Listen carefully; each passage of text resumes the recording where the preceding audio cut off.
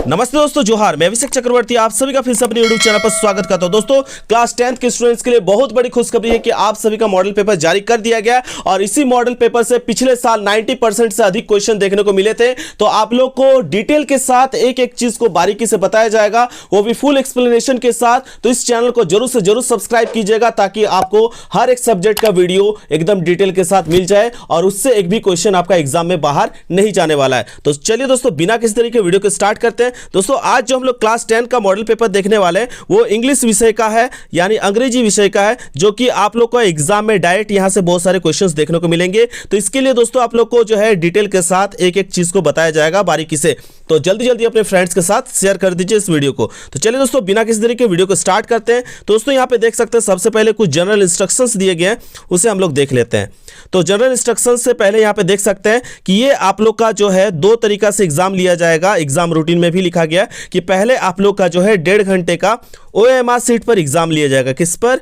OMR seat पर exam लिया जाएगा, जिसमें 4 विकल्प होंगे, उसमें से एक सही आंसर को टिक करना है। ठीक है, और हर एक क्वेश्चन के लिए दोस्तों आपको जो है 1 मार्क्स दिया जाएगा और टोटल नंबर ऑफ क्वेश्चन कितना रहेगा दोस्तों? 40। तो दोस्तों आपका मार्क्स कितना हो जा रहा है? फुल मार्क्स हो जा रहा है आपका 40 मार्क्स का। ठीक है, और दोस्तों यहाँ पे किसी भी आप अगर किसी क्वेश्चन का आंसर को गलत करते हैं तो उसके लिए कोई भी मार्क्स नहीं कटा जाएगा। ठीक है, लेकिन दोस्तों आप लोग का जो है यहाँ पे ध्यान रखना है कि आप लोग को फुल मार्क्स भी लाना है। तो इसलिए आप लोग को डिटेल के साथ एक एक चीज़ को बारीकी से पढ़ना काफ़ी ज़्यादा जरूरी है, जो कि इस चैनल के माध्यम से हर साल बताया जाता है और इस साल भी आप लोग को हेल्प किया जाएगा।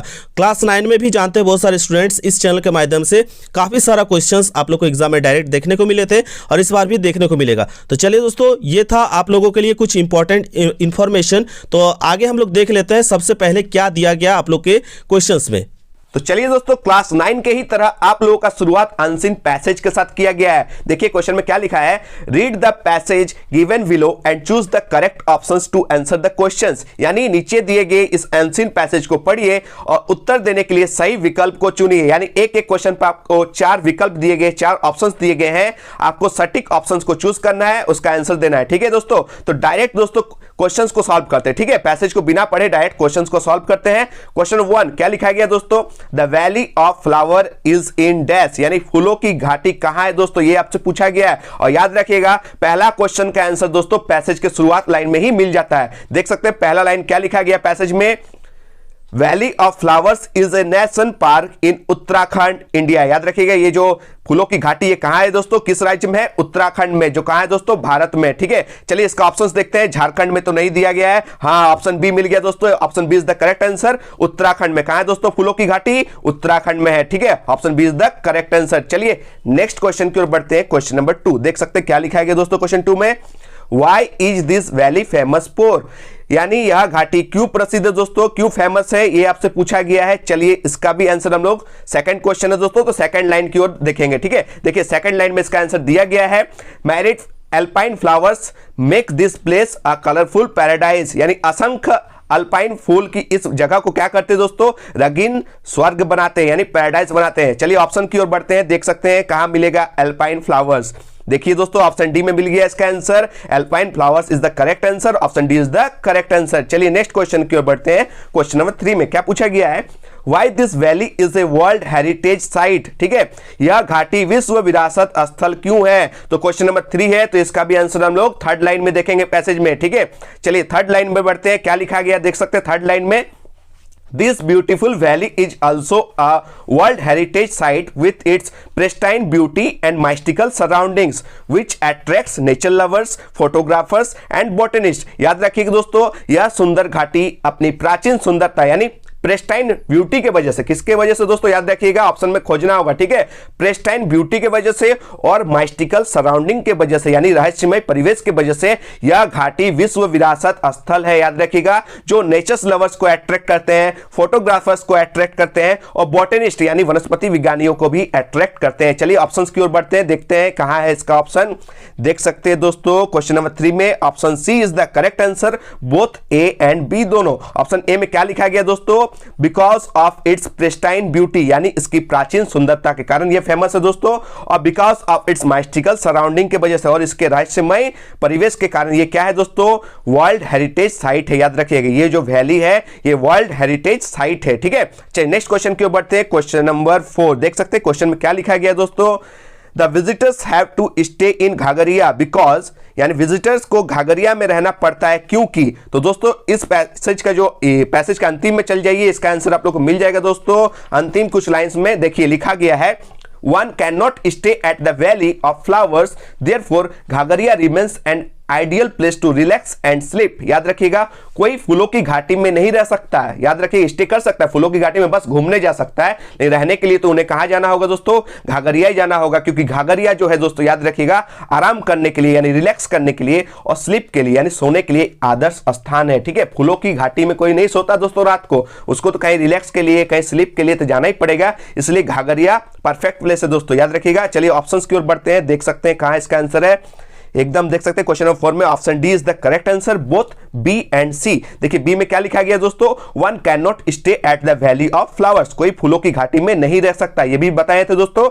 और क्या है दोस्तों, घाघरिया जो है दोस्तों एक आदर्श जगह है, याद रखिएगा एन आइडियल प्लेस है टू रिलैक्स एंड स्लीप, याद रखिएगा सोने के लिए और रिलैक्स करने के लिए एक परफेक्ट जगह है, यानी option D is the correct answer, both B and C. चलिए नेक्स्ट क्वेश्चन की ओर बढ़ते हैं दोस्तों, क्वेश्चन नंबर 5 की ओर। क्वेश्चन में क्या पूछा गया है, when does the valley of flowers open for the visitors, पर्यटकों के लिए यानी जो वहां घूमने आते हैं उनके लिए फूलों की घाटी कब खुलती है दोस्तों, कब ओपन होती है, ये आपसे पूछा गया दोस्तों। तो टेंशन मत लीजिए, देखिए इसका आंसर भी मिल जाएगा हम लोग को, पैसेज के एकदम लास्ट लाइन में दोस्तों इसका आंसर दिया गया है, पैसेज के एकदम लास्ट लाइन में, एकदम देखिए जहां पर ये पैसेज अंत होता है वहीं पर इसका लाइन मिल जाएगा दोस्तों। ठीक है, it opens on first June every year for visitors, देखिए क्या लिखा गया है, it opens on 1 June every year for visitors, यानी यह हर साल 1 जून को विजिटर्स के लिए ओपन यानी खुलता है। चलिए ऑप्शन की ओर बढ़ते देखते कहां हमको 1 जून मिलता है, देखिए इसका आंसर क्वेश्चन नंबर 5 में, हाँ देखिए मिल गया, option D is the, option B में देखिए क्या है दोस्तों, ऑप्शन बी में 1 जून मिल गया ना, option B is the correct answer दोस्तों, 1 जून में ओपन होता है। ठीक है, किसके लिए दोस्तों, विजिटर्स के लिए जो यहाँ पर्यटक घूमने आते हैं। ठीक है, चलिए नेक्स्ट क्वेश्चन की ओर बढ़ते हैं, क्वेश्चन नंबर 6 देख सकते हैं क्या है question, which word means divided into 2 separate parts, एक ऐसा वर्ड का मीनिंग बताइए दोस्तों जो 2 अलग अलग भागों में क्या है दोस्तों विभाजित है। चलिए इसका भी आंसर हम लोग खोजते हैं पैसेज में। ठीक है, देखिए दोस्तों पैसेज के एकदम 5th लाइन में इसका स्टार्टिंग हो गया दोस्तों, पैसेज के एकदम 5th लाइन के फर्स्ट में ही इस क्वेश्चन का आंसर दिया गया, देख सकते हैं, valley of flower is bifurcated by Pushpavati river, देख सकते हैं क्या लिखा गया है, valley of flower is bifurcated, ये वर्ड याद रखिएगा दोस्तों, बाइफर्केटेड, इसका मतलब ही होता है दोस्तों 2 अलग अलग भागों में विभाजित करना। ठीक है, फूलों की घाटी को पुष्पावती नदी 2 भागों में बांटती है। चलिए बाइफर्केटेड वर्ड खोजते हैं ऑप्शंस में कहां मिलता है दोस्तों, एकदम देखिए क्वेश्चन नंबर 6 में किस ऑप्शन में है, देख सकते हैं, देखिए ऑप्शन बी में इसका आंसर दिया गया है, option B is the correct answer दोस्तों, बाइफर्केटेड। ठीक है, चलिए नेक्स्ट क्वेश्चन की ओर बढ़ते हैं, क्वेश्चन नंबर 7 क्या दिया गया दोस्तों, the antonym of repel is, यानी रिपेल जो है दोस्तों उस शब्द का विलोम शब्द क्या है। देखिए एंटोनम और सिनोनिम आपको पढ़ लेना है दोस्तों, एंटोनम मतलब होता है विलोम, ठीक है, और सिनोनिम मतलब समानार्थी शब्द। ठीक है, तो यहाँ पर एंटोनम पूछा है यानी आपसे विलोम शब्द पूछा है रिपेल वर्ड का। ठीक है, चलिए इसका भी आंसर आप लोग बता देते हैं दोस्तों, रिपेल जो वर्ड है दोस्तों इसका मतलब होता है दोस्तों याद रखिएगा विकर्षण करना। ठीक, किसी चीज को विकर्षण करना उसका मीन्स होता है रिपेल। ठीक है, तो इसका आंसर हो जाएगा ऑपोजिट हो जाएगा, विकर्षण का आकर्षित करना, याद रखिएगा। और ऑप्शन में देखिए अट्रैक्ट मिल गया, option B is the correct answer दोस्तों, अट्रैक्ट करना। ठीक है, तो चलिए नेक्स्ट क्वेश्चन के ऊपर बढ़ते हैं, क्वेश्चन नंबर 8। ठीक है, क्या लिखा गया है, valley of flowers is a national park in Uttarakhand India, the above sentence is in dash, क्या बोला गया है, valley of flowers is a national park in Uttarakhand India, the above sentence is in dash, यानी फूलों की घाटी भारत के उत्तराखंड राज्य में एक राष्ट्रीय उद्यान है। उपरोक्त वाक्य किसमें दोस्तों आपसे पूछा गया, ये किस फॉर्म में। ठीक है, तो देख सकते हो दोस्तों option A is the correct answer, simple present form में, किसमें दोस्तों, सिंपल प्रेजेंट फॉर्म में दोस्तों। ठीक है, तो दोस्तों इस तरह हम लोगों ने पैसेज से रिलेटेड 8 क्वेश्चंस का सटीक आंसर्स कर लिया। तो चलिए दोस्तों पार्ट 2 की ओर बढ़ते हैं, पार्ट 2 में क्या लिखा गया है दोस्तों देख सकते हैं, choose the correct options given in the questions 9 to 14 and complete the letter given below.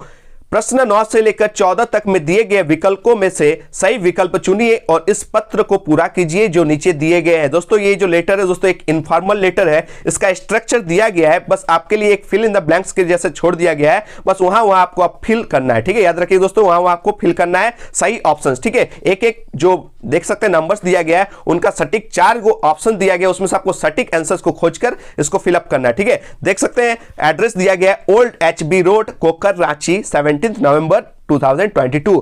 देखिए एकदम इंट्रोडक्शन में ही आपका लिए एक ब्लैंक्स छोड़ दिया है। 9 नंबर देख सकते हैं डैश अमन, तो यहां आपको फिल करना है डैश अमन में। देख सकते हैं आपको ऑप्शन दिया गया है, option A sincerely, option B lovingly, option C dear and option D dear. देखिए शुरुआती लाइन जो ऑप्शन डी में देख सकते हैं डियर लिखा हुआ है, इसका तो अर्थ ही नहीं होता दोस्तों, ये एकदम बेकार है।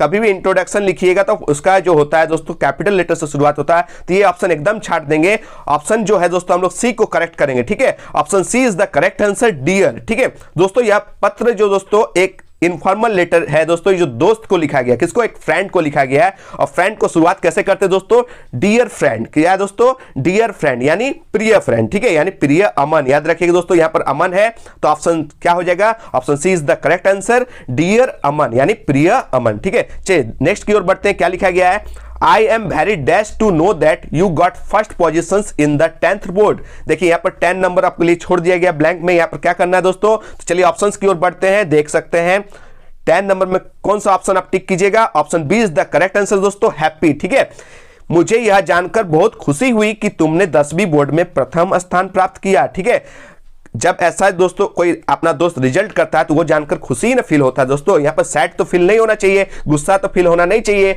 डिसअपॉइंटमेंट यानी निराशा भी फील होना नहीं चाहिए। किसी की खुशी को देखकर खुशी फील करना चाहिए दोस्तों। और ऊपर से ये तो मेरा फेवरेट फ्रेंड है यार, यानी अपना प्रिय दोस्त है, तो इनकी खुशी मेरी खुशी। ठीक है, तो यानी I am very happy to know that you got first position in the 10th board, यानी मुझे यह जानकर बहुत खुशी हुई कि तुमने 10वीं बोर्ड में प्रथम स्थान प्राप्त किया। यानी ऑप्शन क्या हो जाएगा दोस्तों, B is the correct answer happy. ठीक है, चलिए नेक्स्ट बढ़ते हैं। देख सकते हैं क्या लिखा गया आगे इसमें लेटर में।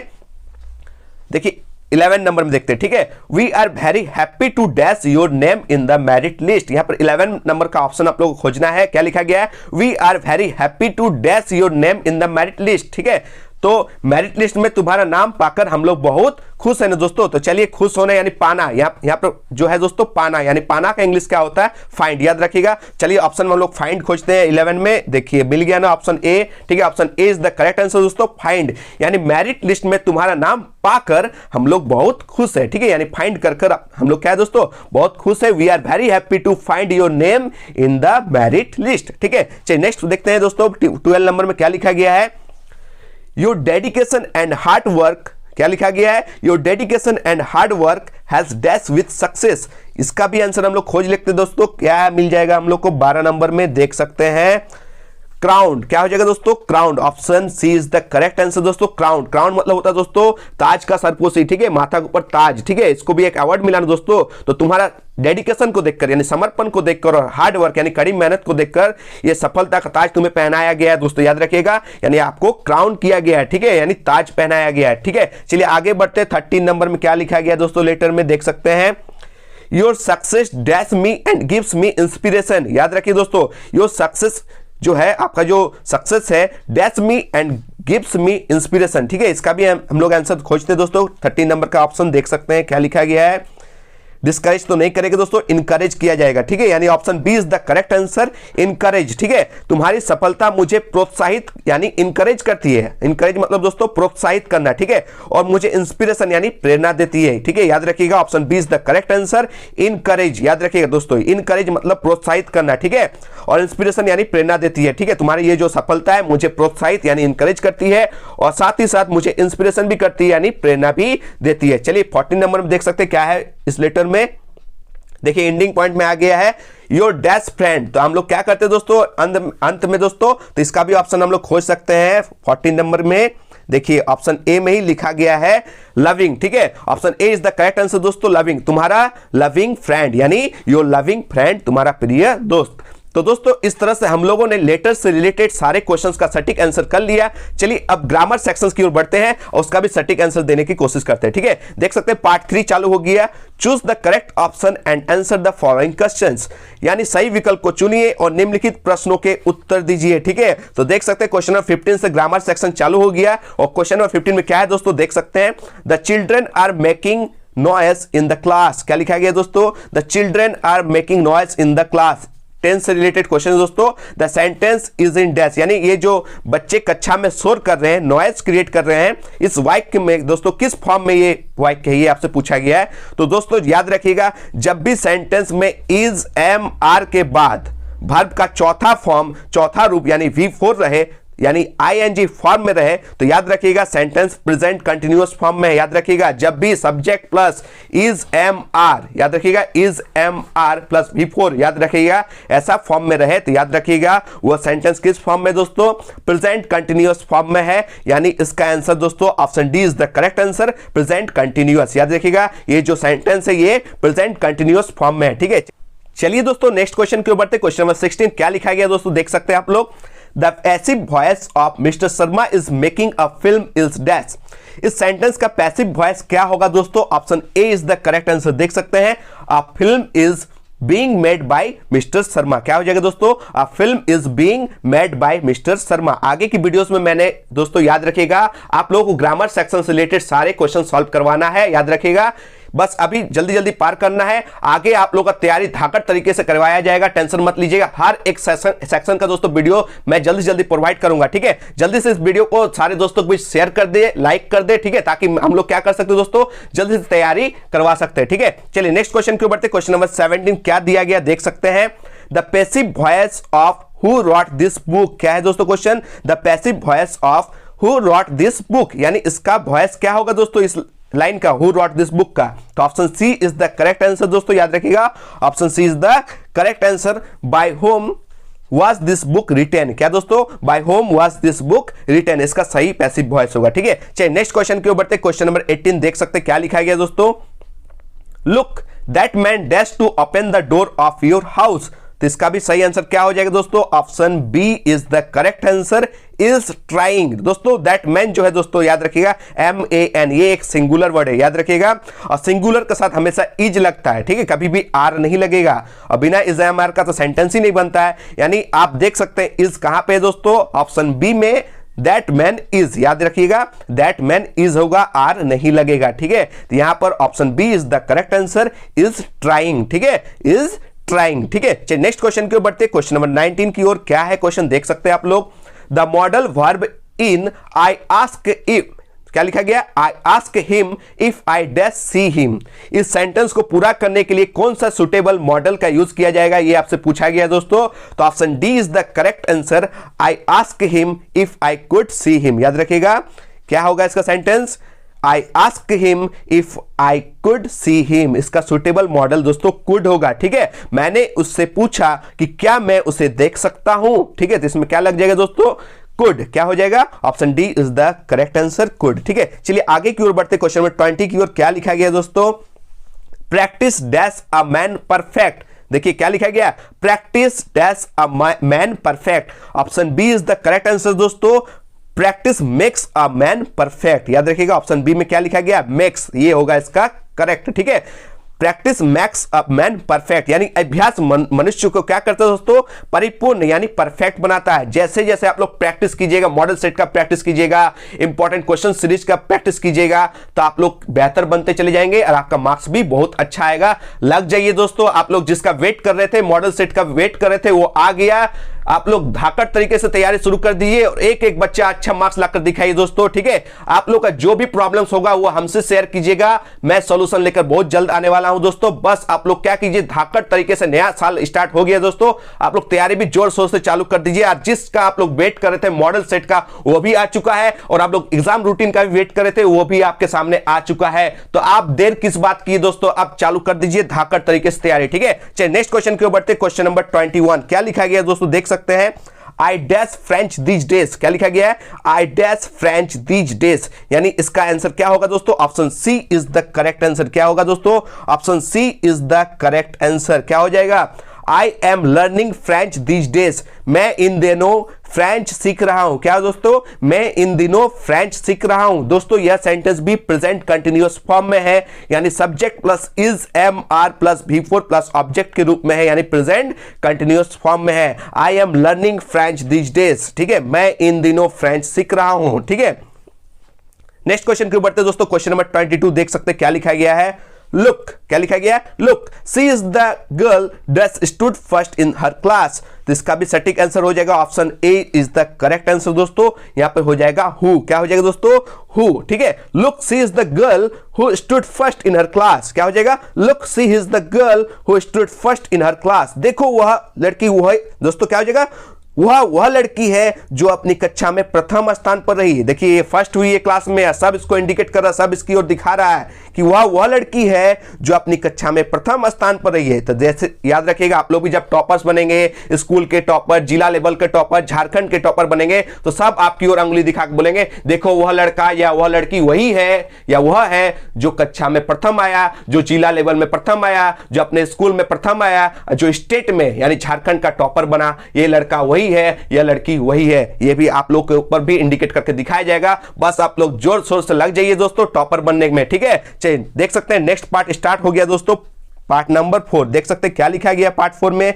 Read the passage given below and choose the correct options to answer the questions. याद रखिए दोस्तों, यहां से आपके टेक्स्ट बुक के क्वेश्चंस चालू हो गए और इसको फटाफट सॉल्व कीजिए। ठीक है, टेक्स्ट बुक यानी आपके जो 2 बुक्स है वहां से आपसे क्वेश्चंस पूछा जाने वाला है यहां पार्ट 4 से। ठीक है, तो इस पैसेज को क्या कीजिए, इस गद्यांश को पढ़िए। ये दोस्तों सीन पैसेज है, ये आप ही के चैप्टर्स में उठाया गया एक पैसेज, ये आप देखे हैं। और जो फर्स्ट वाला पैसेज हम लोग किए वो अनसीन पैसेज, वो आप कभी देखे नहीं है। ठीक है, तो याद रखिएगा ये सारे क्वेश्चंस आपके पढ़े हुए क्वेश्चंस आने वाले हैं। क्वेश्चन नंबर 23 से जितना भी क्वेश्चन आने वाले दोस्तों आपके टेक्स्ट बुक से आने वाले हैं। तो ये पैसेज को सॉल्व करते दोस्तों, नीचे दिए गए गद्यांश को पढ़िए और प्रश्नों के उत्तर देने के लिए सही विकल्प को चुनिए। देख सकते हैं ये जो पैसेज है दोस्तों किस चैप्टर से लिए गए आप लोगों को बताना होगा। देख सकते हैं क्वेश्चन नंबर 23 डायरेक्ट क्वेश्चन को सॉल्व करते हैं। Who is he in the first line? क्या पूछा गया है? Who is he in the first line? यानी फर्स्ट लाइन में ही कौन है? Option B is the correct answer दोस्तों, लैंचो। कौन है दोस्तों?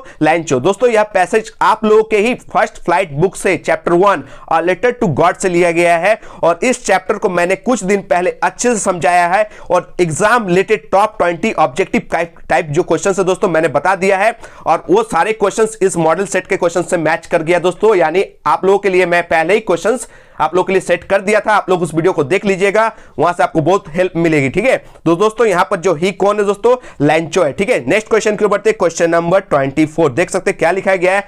How much money did rich लैंचो। क्या है question? How much money did rich लैंचो, यानी लैंचो के पास कितना पैसा पहुंचा दोस्तों, ये आपसे क्वेश्चन पूछा गया है। या 100 पैसोस या 30 पैसोस या 70 पैसोस या 50 पैसोस। दोस्तों option C is the correct answer, 70 pesos. कितना दोस्तों? 70 पैसोस यहां पर पहुंचा है लैंचो के पास। यार याद रखिएगा दोस्तों, गॉड से लैंचो ने 100 पैसोस का डिमांड किया था लेकिन उन्हें मिला कितना दोस्तों? 70 पैसोस। और ये जो 30 पैसोस जो इनको मिला नहीं, कहीं ना कहीं लैंचो को लगता है पोस्ट ऑफिस के एम्प्लॉयज इनका 30 पैसों को खा गया है। ठीक है, यानी लूट लिया। ठीक है, चलिए नेक्स्ट क्वेश्चन की ओर बढ़ते हैं। क्वेश्चन नंबर 25 देख सकते हैं क्या है question. What does the phrase bunch of crooks mean.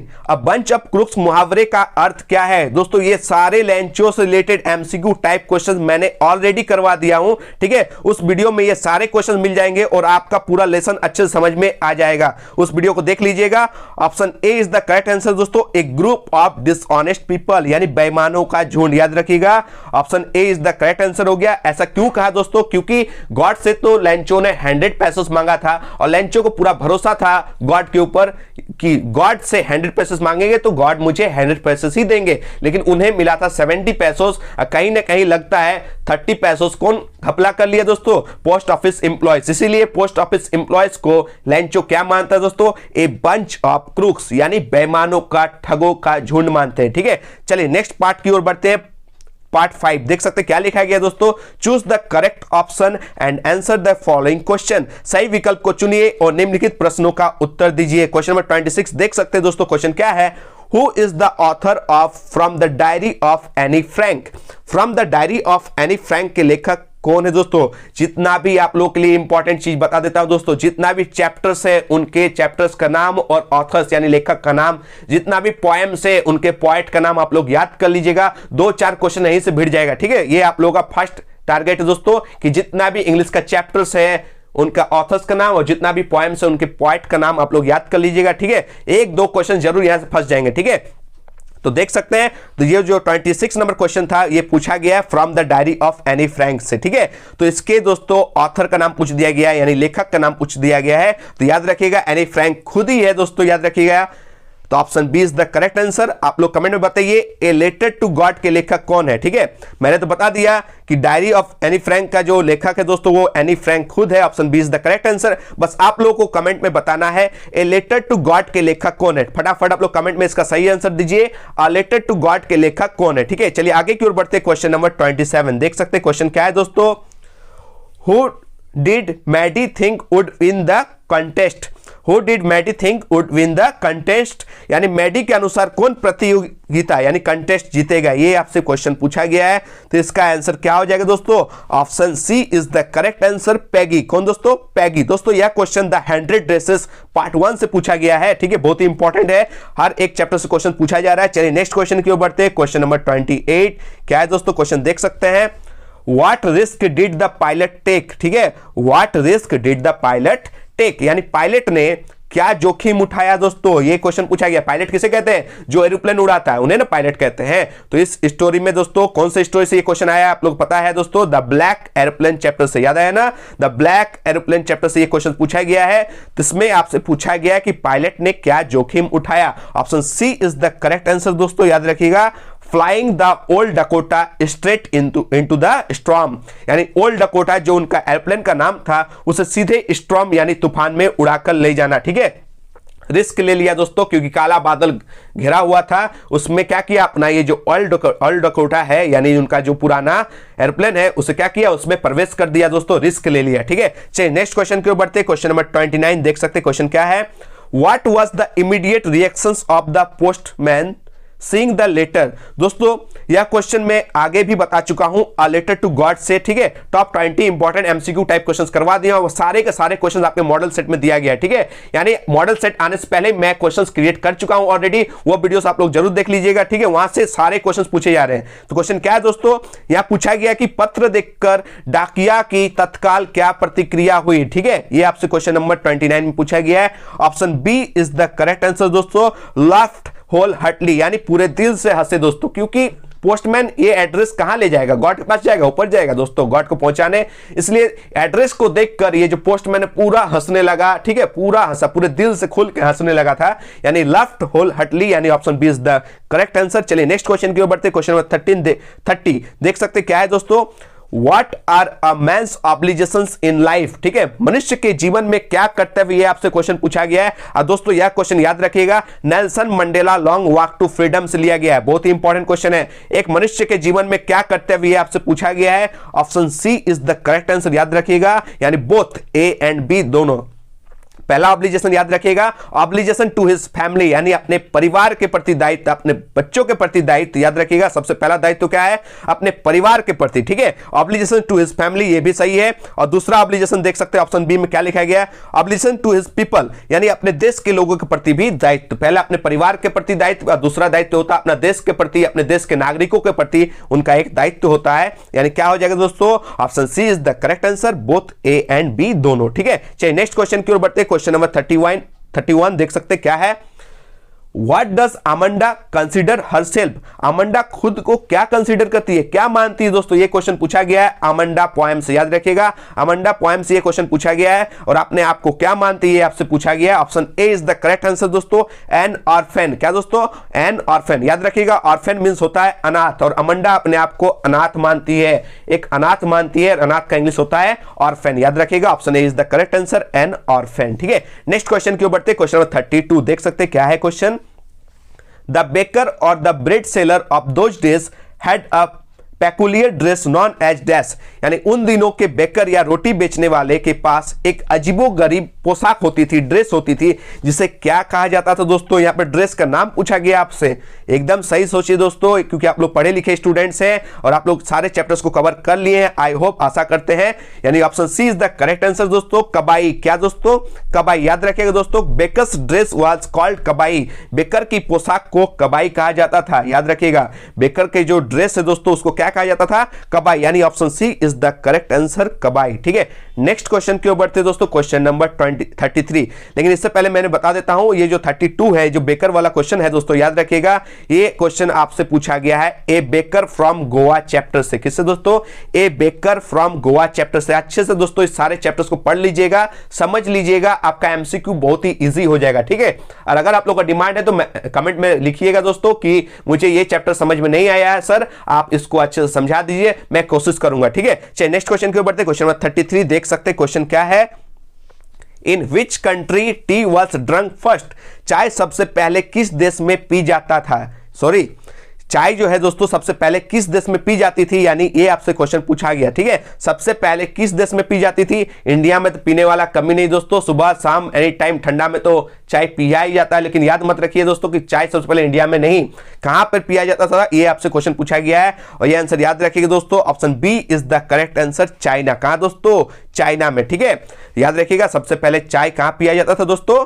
China में, यानी चीन में। ठीक है, यानी option B is the correct answer. चलिए आगे बढ़ते हैं क्वेश्चन में। ठीक है, क्वेश्चन नंबर 34 देख सकते हैं, क्या है क्वेश्चन दोस्तों? याद रखिएगा, ये जो क्वेश्चन नंबर 34 से लेकर क्वेश्चन नंबर जो 40 यानी लास्ट क्वेश्चन तक आप लोगों के सेकंड टेक्स्ट बुक, अभी जितना क्वेश्चंस पढ़े वो फर्स्ट टेक्स्ट बुक से था।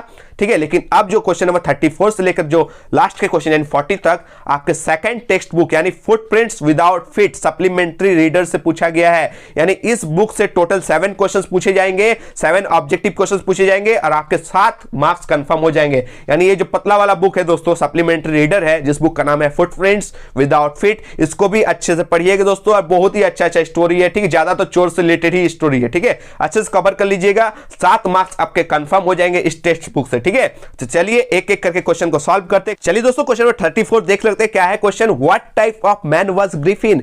ग्रिफिन किस प्रकार का आदमी था, ये आपसे पूछा गया दोस्तों। तो आपको पता ही है ग्रिफिन कैसा आदमी था दोस्तों, यानी वो ब्रिलियंट भी था, यानी ब्रिलियंट साइंटिस्ट भी था, और साथ ही साथ एक लॉलेस पर्सन था दोस्तों। अच्छा पर्सन नहीं था, कानून को वो अपने हाथ में ले लेता था दोस्तों, वो लॉलेस पर्सन था। ठीक है, यानी option C is the correct answer, both A and B दोनों। यानी ब्रिलियंट साइंटिस्ट भी था और साथ ही साथ लॉलेस पर्सन किसे कहा जाता है दोस्तों? जो कानून को धजिया उड़ा देता है दोस्तों। ठीक है, कानून को अपने हाथ में ले लेता है। ठीक है, उस तरह के पर्सन को क्या कहा जाता है दोस्तों? Lawless person. ठीक है, चलिए नेक्स्ट क्वेश्चन की ओर बढ़ते हैं। क्वेश्चन नंबर 35 देख सकते हैं, क्या है question? What did the thief use to change every month? चोर हर महीना क्या बदलता था, ये आपसे क्वेश्चन में पूछा गया है। ठीक है, अब बताइए दोस्तों ये क्वेश्चन किस चैप्टर से लिया गया है? द थीफ्स स्टोरी से पूछा गया है, जिनके लेखक दोस्तों रस्किन बॉन्ड है। मेरा फेवरेट चैप्टर दोस्तों, बहुत ही अच्छा चैप्टर है, पढ़िएगा। ठीक है, तो चोर हर महीना क्या बदलता था दोस्तों? अपना नाम बदल देता था दोस्तों, यानी option A is the correct answer, his name. याद रखिएगा, हर बार क्या करता था? अपना नाम बदल देता था हर महीना और एक एक आदमी को जाकर ठगता था। ये बहुत ही अच्छा चैप्टर है, इसको सुधारने का काम कौन किया दोस्तों? याद रखिएगा, उस करेक्टर का नाम है दोस्तों अनिल। ठीक है, आपको क्वेश्चन में बताना है अनिल कितने साल का है और अनिल पैसे से क्या है दोस्तों, वो क्या करता था, ये आपको कमेंट में बताना है। ठीक है, चलिए नेक्स्ट क्वेश्चन की ओर बढ़ते हैं। क्वेश्चन नंबर 36 देख सकते हैं, क्या है क्वेश्चन दोस्तों? बहुत ही एकदम फर्स्ट चैप्टर से ये पूछा गया है, who is the writer of A triumph of surgery? मैं आपको बताया दोस्तों, हर चैप्टर्स का राइटर्स, ऑथर्स और पॉइंट्स याद कर लीजिएगा दोस्तों, भर भर के क्वेश्चंस आने वाले हैं। ठीक है, और आ भी गया दोस्तों। ठीक है, आप लोगों का जो पतला वाला टेक्स्ट बुक है, ठीक है, यानी फुटप्रिंट्स विदाउट फीट, उसके फर्स्ट चैप्टर का ही राइटर का नाम पूछ दिया गया है। ए ट्रिम्प ऑफ सर्जरी के लेखक कौन है? Option B is the correct answer दोस्तों, जेम्स हैरियट। कौन दोस्तों? James Herriot is the correct option, option B is the correct answer. याद रखिएगा, जेम्स हैरियट क्या है दोस्तों? ए ट्रिम्प ऑफ सर्जरी के लेखक है दोस्तों। इस स्टोरी में एक डॉग का भी यानी कुत्ते का भी जिक्र किया गया है, उस डॉग का नाम आप लोगों को कमेंट में बताना है। ठीक है, उस डॉग का क्या नाम था? एक प्यारा सा नाम था, उस डॉग का नाम आप लोग कमेंट में जरूर बताइए। साथ ही साथ उस डॉग के मालिक यानी मालकिन का भी नाम बताइए, ऑनर का भी नाम बताइए। और इस स्टोरी में एक डॉक्टर भी है दोस्तों। ठीक है, डॉक्टर किसका दोस्तों? कुत्ते का डॉक्टर, उनका भी नाम आप लोगों को कमेंट में बताना है। ठीक है, बहुत बहुत ही अच्छा चैप्टर है। आप लोग आशा करते हैं आप लोग फर्स्ट चैप्टर को अच्छे से पढ़ लिए हैं। तीनों क्वेश्चंस का आंसर दीजिए, उस डॉग का भी नाम बताइए, उस डॉग के मालकिन का भी नाम बताइए और उस डॉग का इलाज किन्होंने किया उस डॉक्टर का भी नाम आप लोगों को कमेंट में जरूर बताना है, ठीक है। चलिए नेक्स्ट क्वेश्चन की ओर बढ़ते हैं। क्वेश्चन नंबर 37 देख सकते हैं। क्वेश्चन क्या है, हु वाज ऑजेबल, ठीक है, यानी ऑजेबल कौन था, ठीक है। Option C is the correct answer दोस्तों। एक सीक्रेट एजेंट था। कौन था दोस्तों, एक सीक्रेट एजेंट। अगर सीक्रेट एजेंट ना मिले तो दोस्तों याद रखिएगा एक स्पाई था। स्पाई यानी मतलब जासूस, सीआईडी देखते हैं ना दोस्तों आप लोग, हाँ, तो याद रखिएगा एक सीक्रेट एजेंट था, स्पाई था, जासूस था, याद रखिएगा। बट देखने में नहीं लगता था, देखने में एकदम हट्टा कट्टा मोटा सा इंसान लगता था, फैट इंसान लगता था, देखने में एकदम स्पाई जैसा नहीं लगता था, लेकिन माइंड से बहुत ही ज्यादा ब्रॉड था, इंटेलिजेंट था, याद रखिएगा, ठीक है। तो दोस्तों यह क्वेश्चन जो है द मिडनाइट विजिटर से पूछा गया। किससे दोस्तों, द मिडनाइट विजिटर से पूछा गया है। आप लोग कमेंट में बताइए हु वाज फॉलर, यानी फॉलर इस स्टोरी में कौन था, आप लोग कमेंट बताना है, ठीक है। आपसे क्वेश्चन पूछा गया ऑजेबल कौन था और आप लोग को बताना है फॉलर कौन था, ठीक है। और लास्ट में ऑजेबल किससे छुटकारा पाता है, ठीक है, उस कैरेक्टर का भी नाम आप लोग कमेंट में जरूर बताना है, ठीक है। चलिए नेक्स्ट क्वेश्चन की ओर बढ़ते हैं। क्वेश्चन नंबर 38 देख सकते हैं क्या है दोस्तों question, Horace Denby like dash. ये भी चैप्टर बहुत ही अच्छा शानदार चैप्टर है दोस्तों, मुझे पसंद है, ठीक है। और आप लोग अगर चाहते हैं तो इस चैप्टर से भी आप लोगों को सारे important MCQ type question, subjective type जो क्वेश्चन है दोस्तों वो सॉल्व करवा दिया जाएगा इस चैनल के माध्यम से। आप लोग इस चैनल को सब्सक्राइब कर लें, एक एक वीडियो का नोटिफिकेशन जैसे आप लोग से ना छूटे, ठीक है। आप लोग इस चैनल को जल्दी जल्दी सब्सक्राइब कर ले, सारे दोस्तों के बीच जितने भी स्कूल फ्रेंड्स है, ट्यूशन फ्रेंड्स है, ठीक है, सारे दोस्तों को इस वीडियो को शेयर कर दीजिए, ठीक है, ताकि इंग्लिश में किसी का भी प्रॉब्लम ना हो, ठीक है। क्वेश्चन देख सकते हैं दोस्तों। क्वेश्चन क्या है, हॉरेस डेनबी लाइक, यानी हॉरेस डेनबी को क्या पसंद था, ये आपसे पूछा गया दोस्तों, याद रखिएगा। Option A is the correct answer, reading expensive books. Reading expensive books मतलब दोस्तों महंगी किताबें पढ़ना। ये ऐसा वैसा चोर नहीं है दोस्तों, याद रखिएगा। ये हमेशा जो चोरी करता था ना साल में, ये बस एक बार दोस्तों याद रखिएगा अच्छी अच्छी महंगी महंगी रेयर बुक्स के लिए, एक्सपेंसिव बुक्स के लिए चोरी करता था, क्योंकि इन्हें किताबें पढ़ना बहुत ही ज्यादा पसंद था, याद रखिएगा। वो ऐसा वैसा किताब नहीं दोस्तों, बहुत ही महंगा किताब जो बहुत ही रेयर मिलता है, बहुत ही दुर्लभ मिलता है, वो सारे बुक्स इन्हें पढ़ना बहुत शौक था, इसलिए चोरी करता था। दोस्तों ये जो क्वेश्चन है एक क्वेश्चन ऑफ ट्रस्ट से पूछा गया है। किससे दोस्तों, एक क्वेश्चन ऑफ ट्रस्ट से पूछा गया है और इस स्टोरी में मेन कैरेक्टर का नाम ही दोस्तों हॉरेस डेनबी, ठीक है। आप लोगों को कमेंट में बताना है हॉरेस डेनबी कितने साल का था। क्या दोस्तों, हॉरेस डेनबी कितने साल का था, आप लोगों को कमेंट बॉक्स में बताना है और साथ ही साथ बताना है कि हॉरेस डेनबी साल में कितने बार चोरी करता था, ठीक है। और साथ में यह भी बताना है कि हॉरेस डेनबी को किससे एलर्जी था। ये सारे क्वेश्चन जो आपसे पूछा गया आप लोग कमेंट में जरूर बताइए, ठीक है। पहला क्वेश्चन हॉरेस डेनबी कितने साल का था, दूसरा क्वेश्चन हॉरेस डेनबी कितने साल में कितने बार चोरी करता था, ये आपसे पूछा गया, और तीसरा क्वेश्चन बताइएगा हॉरेस डेनबी को किस चीज से एलर्जी था, ठीक है। चलिए नेक्स्ट क्वेश्चन के ऊपर बढ़ते। क्वेश्चन नंबर 39 देख सकते हैं क्या है question, Mrs Loisel borrowed a dash from ma'am Forestier. Mrs Loisel जो है दोस्तों उसने मैम फॉरेस्टियर से क्या उधार लिया था, क्या बोरो किया था, ये आपसे क्वेश्चन पूछा गया है।